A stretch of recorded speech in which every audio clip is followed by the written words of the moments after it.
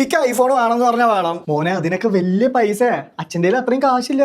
നീ എന്താ മനസ്സിലാക്കാത്ത? അത് എന്റെ കുറ്റാണോ? അതൊന്നും എനിക്ക് അറിയണ്ട. എന്ത് ചെയ്തിട്ടാണെന്ന് വേണ്ടില്ല, എനിക്ക് ഐഫോൺ കിട്ടിയേ പറ്റൂ.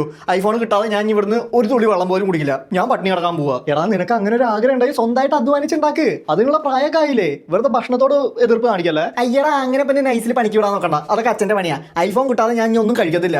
പട്ടിണി കിടന്ന് ചത്താലും വേണ്ടില്ല. എന്നാ അവിടെ പട്ടിണി കിടന്ന് ചാവ്. അല്ല ആയിക്കോട്ടെ.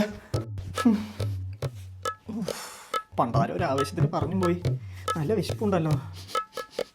ഇതെന്താ നല്ല ബിരിയാണിയുടെ സ്മെല്ലടിക്കണം. മോനെ ഇതാ ബിരിയാണി കഴിക്കേ, അച്ഛൻ ഉണ്ടാക്കിയതാ.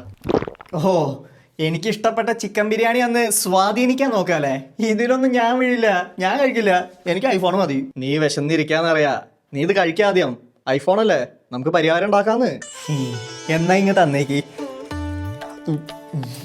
എനിക്കറിയാം ഞാൻ പട്ടിണി കിടക്കുമെന്ന് പറഞ്ഞാൽ അച്ഛൻ എന്ത് ചെയ്തിട്ടാണേലും എനിക്ക് ഐഫോൺ വാങ്ങിച്ചു തരുന്നത്. സൂത്രശാലി പട്ടിണി സമരം വർക്കൗട്ട് ആക്കി. നശിച്ച ശല്യം. അതെ, അവിടെ ഉണ്ടായിരുന്ന എലിവേഷം എന്തിയെ? അത് ഞാൻ ഇച്ചിരി എടുത്തു ബിരിയാണി ഉണ്ടാക്കാൻ വേണ്ടിട്ടേ. എനിക്ക് ഐഫോൺ വേണ്ട, ഹോസ്പിറ്റലിൽ കൊണ്ടുപോയാ മതി.